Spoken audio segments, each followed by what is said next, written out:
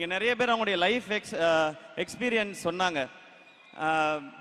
சாப்பாட்டுக்கு வந்து கஷ்டமாக இருந்தது, போயிட்டு வர பஸ் வசதி இல்லை, நடந்து போய் படித்தோம் அப்படின்னு சொல்லி. நான் வந்து 3 வேளையும் சாப்பிட்டு தான் ஸ்கூலுக்கு போனேன்.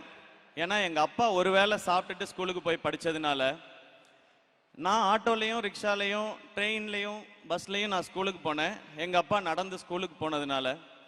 ஸோ ஒரு தலைமுறையில் ஒருத்தர் படித்தா அதுக்கு அடுத்து வர தலைமுறைகள் எல்லாம் நல்லா இருக்குன்றதை நான் என் குடும்பத்தில் இருந்து பார்த்துருக்கேன். எங்கள் அப்பா அவங்க வீட்டில் இருந்த வசதிக்கு அவர் நினைச்ச படிப்பை படிக்க முடியல, கிடைச்ச படிப்பு தான் படித்தார். அவர் 1 டிகிரி வாங்கினார். ஆனால் அவருடைய பையன் என்ன 2 டிகிரி படிக்க வச்சார், பிஇ எம்பிஏன்னு. எங்கள் அக்கா 3 டிகிரி முடிச்சிட்டாங்க, பிஇ எம்பிபிஎஸ் எம்டி எஃப்ஆர்சிபி முடிச்சிருக்கிறாங்க.